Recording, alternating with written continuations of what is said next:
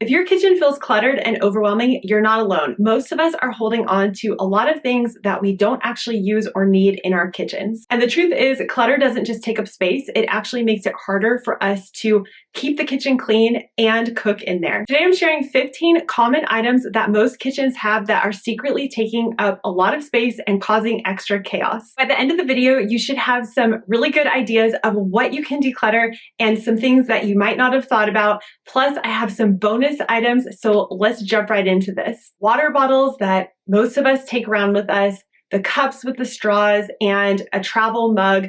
We tend to accumulate a lot of these throughout the years, and then we don't pay attention to how many we're actually using and what we no longer really like. Especially if you have kids, you will tend to accumulate a lot of these because a lot of the time I find they will misplace them. So you buy another one and then you find the old one, but then you end up keeping all of them. So go through and declutter all the travel cups and mugs that you're no longer using. Extra pots and pans that you don't regularly use can take up a lot of space and clutter up the kitchen. And I want to make a note that especially the lids are something that you may want to check to see if all the lids match up with the pans, because when I first started decluttering, I got rid of a lot of the pots and pans that we no longer use, but I, for some reason, did not pay attention to how many lids we have. And I went through and I matched all the lids to the pots and pans, and I had about 3 or maybe 4 extra lids that we just didn't need. Duplicate utensils like wooden spoons, spatulas, whisks, anything that takes up a lot of room but you're not using regularly can be decluttered. And I found that I had a lot of these throughout the years, I guess just shopping and grabbing something or forgetting that I already had something and getting another one, or they were given to me as gifts throughout the years. So I went through, I decluttered all the extra ones and just kept the ones that we love using. And really, how many do you really need? So just whittle it down to the amount that makes sense for your kitchen and you will save a lot of space. Single-use gadgets are one of those things that I feel have been marketed to us throughout the years that we don't necessarily really need. I know sometimes they can help people. I've had comments where people have told me that their Apple corer and cutter is really helpful for them. And of course, in everything I'm mentioning today, if you use it and it's helpful for you, there's no need to declutter it. But a lot of the time we can fall for these gadgets that seem really cool when we're out shopping, but we don't actually use them or need them, like an avocado slicer or a banana slicer. In most cases, a knife can do the same exact thing. Let's talk about food storage containers. This could be plastic containers. It could be glass containers with the plastic lids or the glass lids. There are so many different containers out there, and a lot of us have too many. And even I have to go through this very regularly because there are just things where the lid is missing, or all of a sudden we have extra lids for some reason, but the bottom part is missing. So go through your containers and see what actually matches up. Do you have a lid for every bottom of the container and vice versa? Go through the cupboard where you keep your coffee mugs and just see how many you use regularly. My husband and I did this way back when we first started decluttering, and we realized that we didn't use like 90% of the mugs we had. We were given mugs every time, someone would go on vacation and bring us a mug back, or we would see a mug when we were out doing something and think it was cool. We would buy it, and then we realized we had way too many coffee cups and mugs. So we went through, we decluttered all of the ones that we never used that were just taking up a ton of space, and we kept the few that we loved. And then we have a few white ones that we use when company come over, but we whittled it down to, I think, about 8 mugs altogether. So if we do have company, we can have, some tea or coffee. But other than that, we just got rid of all those extra mugs that we honestly didn't really like using. When you've cleared out all the clutter from your kitchen, it makes little rituals like that first cup of coffee taste even better. For me, coffee is the one thing I want on my counter every single morning. And that's why this video is sponsored by Trade. They make it easy to have coffee that feels special without the extra mess or wasted bags sitting around. Trade Coffee is the #1 coffee destination in the US, partnering with over 50 top roasters to bring you beans that are roasted to order and delivered fresh to your door. I love that they match me with roasts based on my taste, so I'm not stuck guessing in the grocery aisle. And honestly, the smell when I opened my first bag was incredible. It tasted just as good as it smelled. Whether you're a cold brew person, an iced coffee fan, or you want something warm in your mug, Trade has you covered. Their prices are on par with the grocery store, but the quality is next level and every cup supports local roasters. You can take their quiz in under a minute, and if the first bag isn't right, Trade replaces it for free until they get it just right. So if you want your kitchen to feel calmer and your coffee to taste better, definitely check out Trade. Right now, Trade is offering 50% off a 1-month trial at drinktrade.com/Shannon. That's drinktrade.com/Shannon to get 50% off 1 month.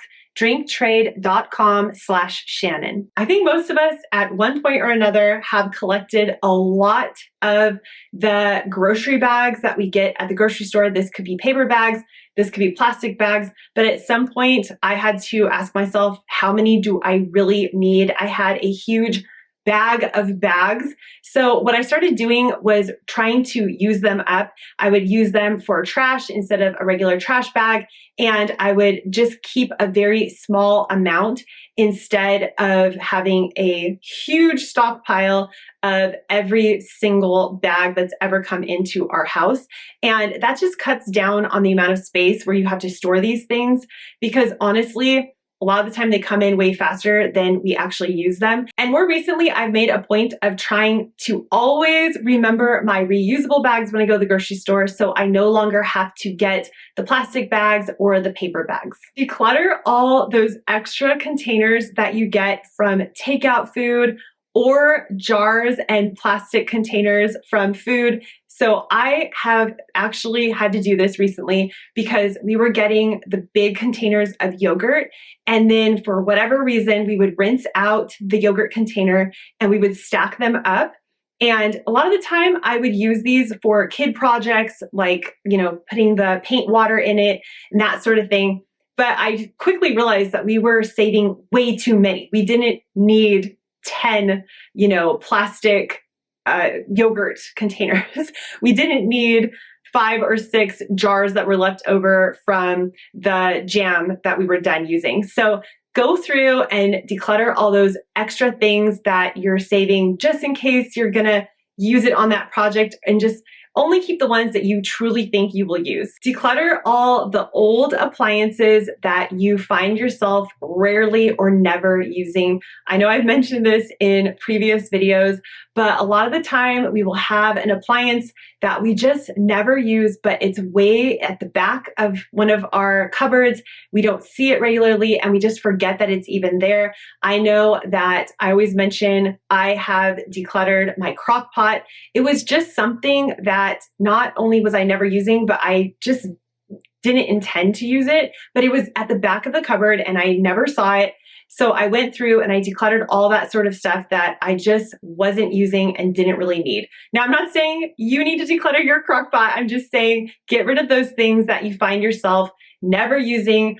And one example is my mom just decided to declutter her Keurig machine because they realized it was taking up so much space and they didn't really enjoy it as much as they once did. So they simplified their coffee routine and they were able to get rid of that giant machine that took up half of their counter. Get rid of all the nasty old washcloths and dish towels that are ripped up, falling apart. What I like to do is take all of those that are getting really junky that we've had for years and move them into the junk towel pile.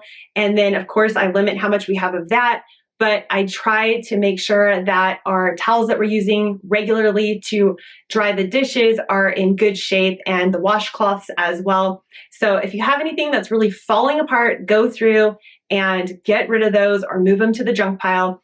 And another thing you could do is just limit how many you have. Years ago, before we really started decluttering, I had a humongous drawer full of washcloths, and honestly, we never made it through all of them. So that's something that you can do, is just pay attention to how many you actually use throughout the week. because most of us do at least one load of laundry a week where we could wash all of them. And then you will have more space in your kitchen because there's only so many dish towels and washcloths you use within 1 week's time. Unused cookbooks or recipes, things that you've printed from online or cut out of a magazine, and you just have them all, shoved in a box or a bag, and they're in one of your drawers or they're in a cupboard. So I mentioned this because when my mom and I started decluttering together, she had a really big box where she stood up all these recipes for years and years, maybe, 30 years worth of recipes saved. And I remember I asked her, how many of those recipes are you actually using and do you like them? And we went through them all, and she realized that she was saving so many recipes that she never intended to make, but she had just cut out of a magazine years ago, threw it in there on the off chance that maybe she would want to make that. And if you haven't made the recipe in 10 years, maybe give yourself a timeline and then go ahead and recycle those paper recipes or declutter the recipe book that you find you just didn't end up really liking that many recipes from that recipe book.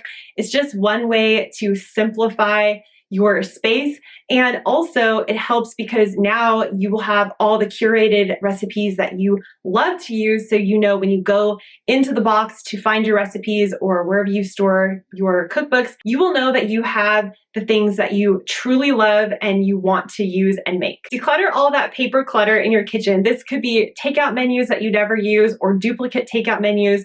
This could also be appliance booklets. So a lot of the time, we buy something and it comes with the instructions and we just throw the instruction manual into a drawer and say, oh, sometime I'm going to need that. I'll just throw it in there. I know where to look.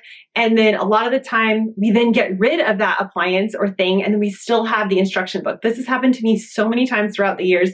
So just go through, keep the ones you think you really need, and then declutter all the rest. This is a good one. Get rid of all those nasty old sponges and scrubbers that are corroded with food, or maybe you've had it for months and months, maybe a whole year. That is probably holding so much bacteria and yucky stuff. So go through and get rid of those nasty old things. Get yourself a fresh sponge. You're worth it, or maybe a washcloth that you can reuse, and just declutter all that nasty bacteria holding stuff. If you have kids, this will really apply.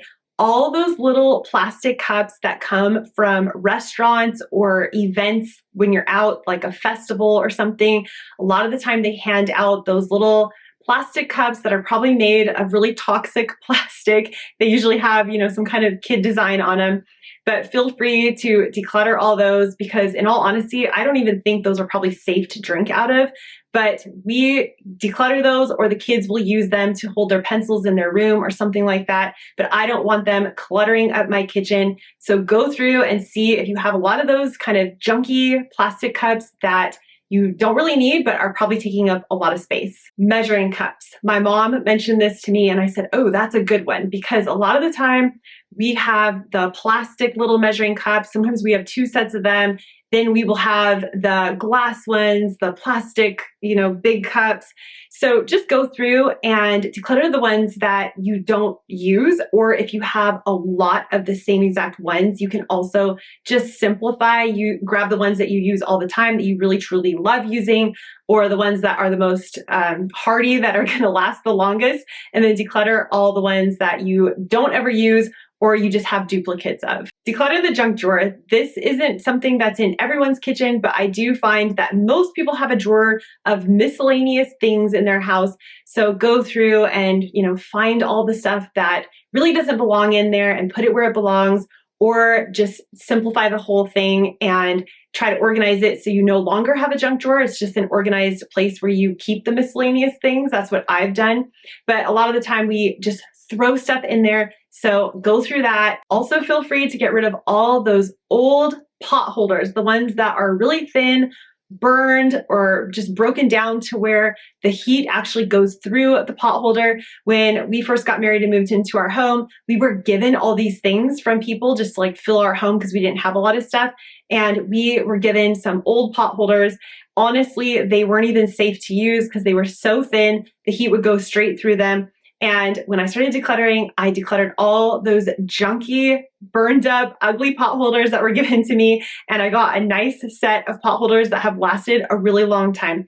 But a lot of us just have a lot of these things. So if you have too many pot holders or they're getting really funky, just get rid of those and simplify your pot holder drawer or wherever you keep them. These are just some of the most common things that clutter up people's kitchens. So I hope this list was helpful, and it's not about having a picture perfect kitchen. It's about having a kitchen that functions for you and makes life easier. I've made a kitchen decluttering checklist, which I will send straight to your email. Sign up to my email list below. I also have a decluttering ebook. All the information is in the description box.